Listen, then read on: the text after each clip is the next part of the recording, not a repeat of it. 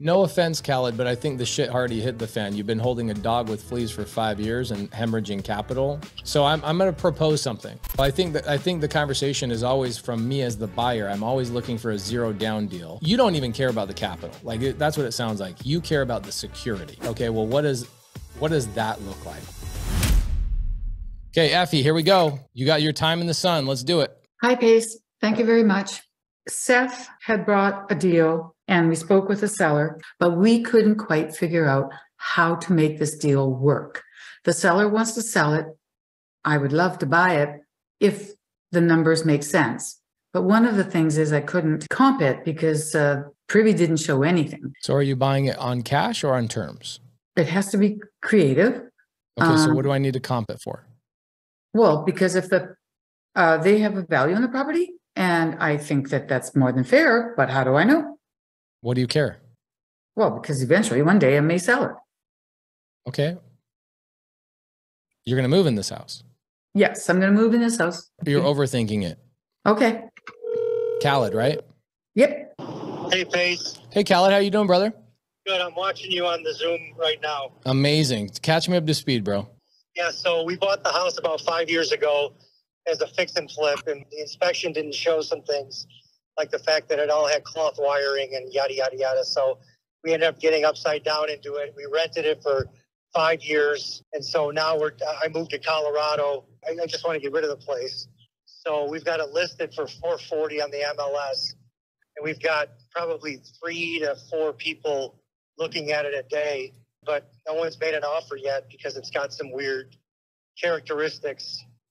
We took a mortgage out in our corporation's name. Okay. And then we owe my partner. Mother lent us $100,000 to originally buy the place, so we're into it for about $340. We have to walk away with $340. Plus, I have to pay the realtor who put it on the MLS. He's been showing it for the last week. Okay, got it. And what are you looking for? You in a perfect scenario, obviously, if I was buying the deal, I would want no money down, take over those debts. But it sounds like you have a personal loan associated with it. So what's the expectation with that $100,000 personal loan? It's my partner's mother. She's got to be paid back. It's a line of credit we've been paying interest on for the entire time, and okay. She's got to be taken out. She's got to be taken out. There's no options there. Okay, so I immediately look at that deal, Khaled, and I think you'll agree with me, especially being a pretty savvy real estate investor. What would be the purchase price of the deal, like in a perfect world for you? For me, it'd be $420. Okay, so $420. So if you wanted $100,000 basically to wipe out your partner's mom, we're looking at a 25% down payment on a deal that has like cloth wiring and some other things like that. I immediately go, why wouldn't I just give 25% to a bank and go buy what I want? Yeah, the reason why we were upside down was because we had to put so much in to get it to the point where we could sell it. And then the third party, who's no longer part of the deal, was like, I'm not losing money on this deal. Makes sense. You know, and so we're like, okay, so let's rent it. Well, it's really a unique property. You know, FB, God bless her, she if it suits her needs, we're excited about it. But what's a different approach to that $100,000? Is there a timeline that you could extend the expectation to like 24 more months or something like that, so Effie could refinance at some point? Well, she would have to pay the interest on it, and that's what we've been paying every month. What's your payment on the 240 plus the 340? Like, what's your total PITI? Total with everything is just shy of $3,000. Got it. Okay, so what are you guys renting it for right now? Probably not that much. $3,000. Oh, dang. Okay. So you've been holding this thing for 5 years, not making really any money. No, it's been a dog with fleas. Got it. Okay. Totally. I'm not sure I want a dog with fleas. You got, okay, cool. So you got a $3,000 total cost of the payment, and your renter's paying at $3,000. What's your renter's situation? Are they month to month, or how much? The renter left. Oh, they left. The okay. renter left. Yeah, last month. So we got a vacant house. So now you're not breaking even. You're actually hemorrhaging money right now. Yeah. Okay. So I would imagine, I'm going to throw out a perfect scenario for a buyer. Like, forget about Effie, just any buyer, right? Or me in this situation. I would look at this deal and go, hey, here's what I heard. And Khaled, I know you're being really transparent, which I appreciate it. I heard dog with fleas, right? From an investment standpoint. And I heard, I want to get rid of it. But then I also hear, I got to come up with this $100,000. So If somebody could come into this deal with a low down payment or any down payment at all, take over payments, what would be the longest amount of time you could give that buyer to refinance out the $100,000 and your equity? Would you do it up to 5 years? I don't completely understand, but so let me ask a question. Mm-hmm. So you're saying that the buyer would pay $3,000 or whatever to just cover the cost, so we're not out any money, right, for X number of years. And then when the time comes, let's say there's a balloon in 5 years, that they would just pay us out completely. Yeah, they'd refinance you, they'd sell it, they'd do whatever, right? So, right. And the other thing I look at too is that you've got $3,000 that you have in it as an expense between your first position loan and then your second position personal loan. So you're about $3,000. But then I also realize, okay, well, I've got vacancy. You're not breaking even at $3,000 a month. You've got vacancy. You've probably had some repairs in the last 5 months that your tenants have asked you to repair. You've probably had maybe other vacancies and stuff like that. So you would get rid of the vacancy. You'd get rid of the repairs. Like you would actually make a return based on your current situation by just letting somebody take over the $3,000 payments.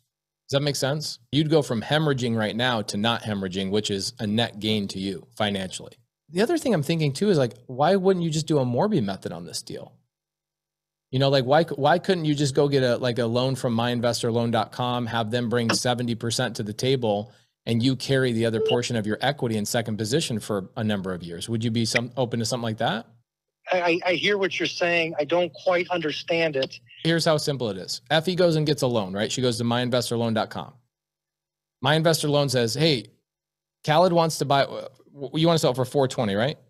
Yeah. Okay. So they basically come to the table and they say, we will give Effie a loan for $340,000 to pay off the first position, the second position, but Effie's going to have to come to the table with the remaining $80,000 in cash to pay Khaled all the way off, right? Yep. So right. this would be a normal cash transaction. Right. In a Morby method, that $80,000 that you would receive technically, you go, I don't need the 80 grand right now. I will just seller finance that to you. And you don't need to pay that right now. I just want to get the first and the second position paid off. And the other 80%, I'll seller finance it to you. So that Effie technically is out of pocket, no money, but your first position's paid off, your second position is paid off, and all you have to do is seller finance the remaining equity. I'd be very interested in that. Okay, cool. So Morby method might be a really good strategy.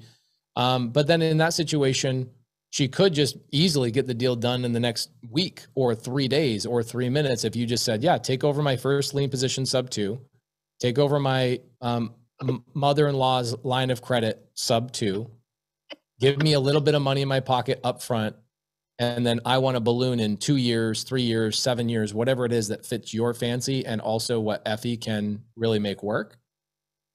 Is there a timeline that would work for you other than immediately?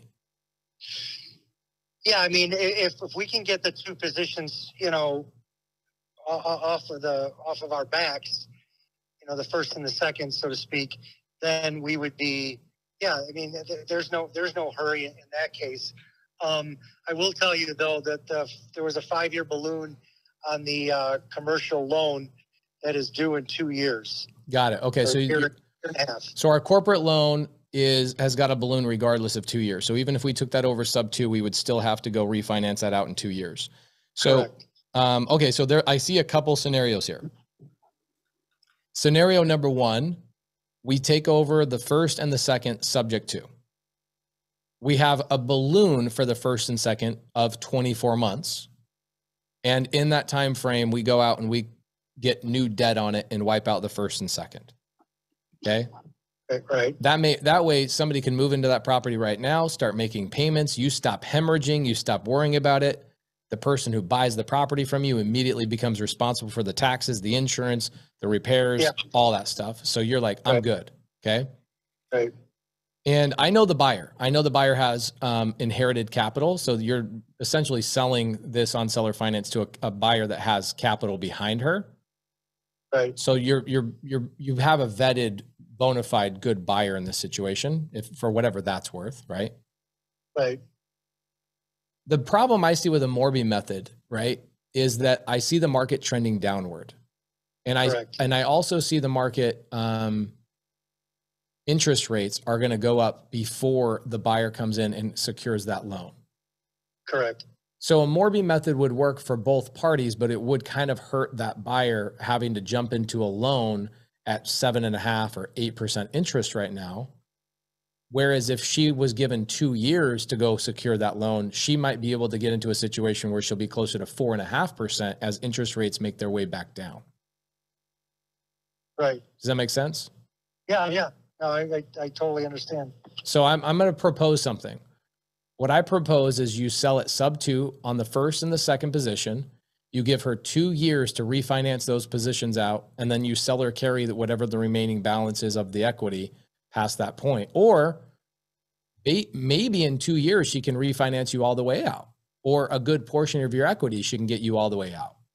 Yeah, makes sense. And then just for my understanding, so if for whatever reason the deal goes south, she's coming with no money up front. So what happens in 12 months or 24 months if the ship hits the fan and she's like, you know what, I don't want any of this. I want out. No offense, Khaled, but I think the shit already hit the fan. You've been holding a dog with fleas for 5 years and hemorrhaging capital, even though you don't see it. It's kind of sneaking its way out of your bank account. Oh no, I see it. No, I see it. Okay. I get it. Yeah. No, but let's do a worst case scenario. You could sell this on a land contract, so you hold the deed, right? You could hold the deed for protection in that situation if that's the thing you're overly worried about. That doesn't excite me. Well, I think the conversation is always from me as the buyer. I'm always looking for a zero down deal. You don't even care about the capital. That's what it sounds like. You care about the security. Correct. Okay, got it. Then I think the conversation I got to have with Effie is, okay, well, what does that look like? Is there a down payment that's needed here? And if there is, then let's figure that out. But it sounds like the overall structure of the deal is pretty simple. Take the second sub-2, give her 24 months to get a lower interest rate loan, wipe you out, and whatever amount she can get to wipe out your first, second, and then some, she'll be required to wipe out whatever she possibly can of your equity, whatever's left over from your equity at that point in 24 months, and you would sell or finance that to her for, let's say, another 3 years, hypothetically. Okay. And then we just got to figure, it sounds like that actually is pretty decent of an idea for you. Just the remaining part of it is the security of the deal, so you never have to deal with this dog ever again. Right. Well, there's two things, and I mentioned this in the beginning, is I have to pay the realtor. Oh yeah. Okay. Yeah. Totally get that. So, and she's because she's worked her tail off. If there was any money up front out of pocket, it would go to the realtor, whatever that amount is. Totally get that. Have you thought about just dumping the property for 360, 370, 380 and just getting rid of it and not having to deal with this ever again? Well, we listed it for 440 and we're showing it like crazy. No offers. So next week we're going down to 420. Got it.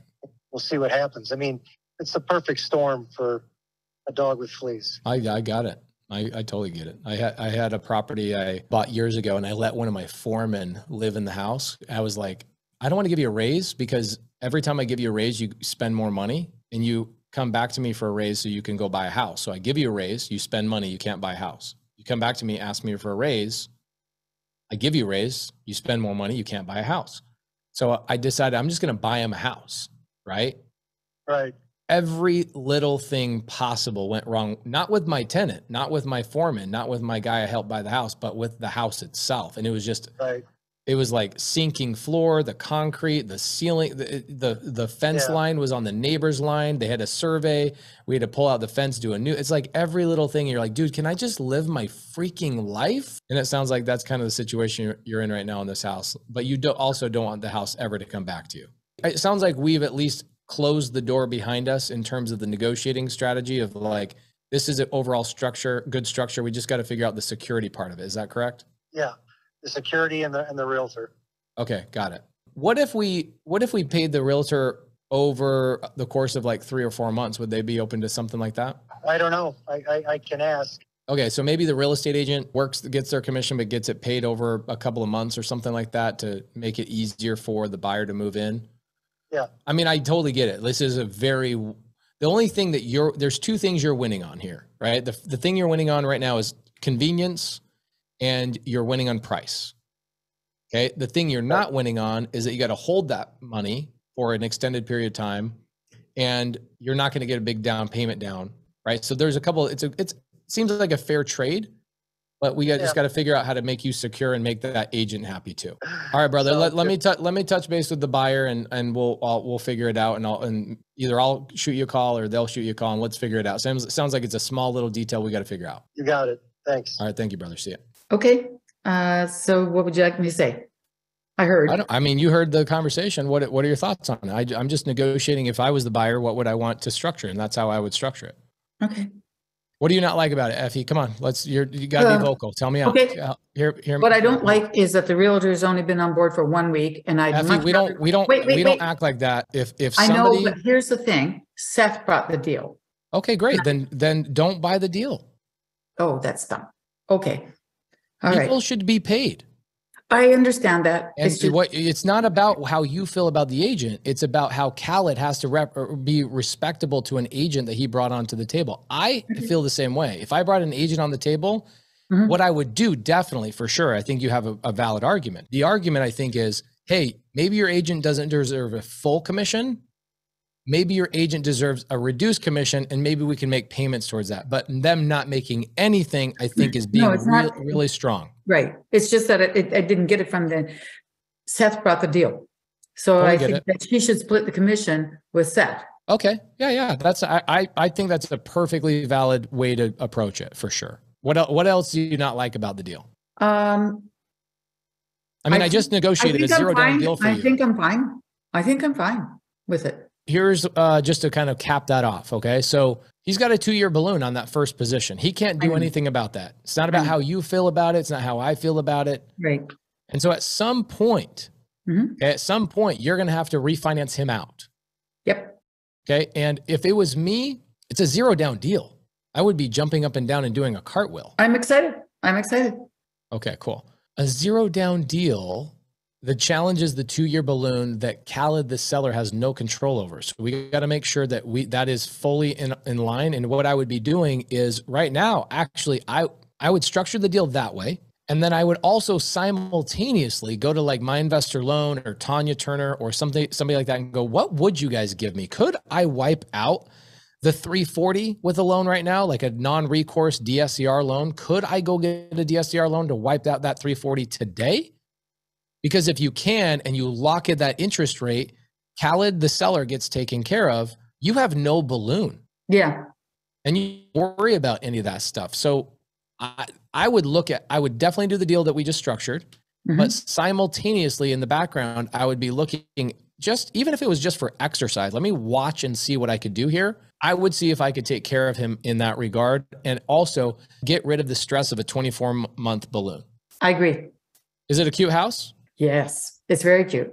The only rock in the boot, right? The only little pebble in your sandal is the 2-year balloon. Right. Yeah, but I think with the amount of seller carry he's giving you, a Morby method could work just about any time.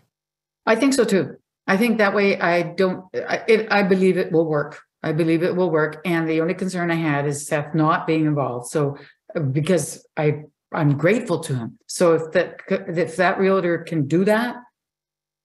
Yeah, that's where I would go. My next step would be taking over the first and the second, $0, making sure the agent is paid and you pay the closing costs, and the agent splits his commissions with Seth. That's the way I would do the deal.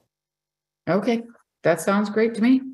Great work. Good job. You got your first Great work. My God, I love you. You got a $0 deal. I know. Celestine says, can we please talk the numbers on this deal? So just so you guys know, Effie's moving in the house. Write this down. Who is the only human being that doesn't care about buying a house, whether it cash flows or not? Who's the only person that doesn't care about that? A person who's going to live in the house. A homestead buyer, as we call them, right? They're buying their homestead. This is where Effie's going to live. So do you think she cares about the deal cash flowing? No. Thank you. Okay. Thank you. Thank you, Effie. Appreciate you. Thank you so much.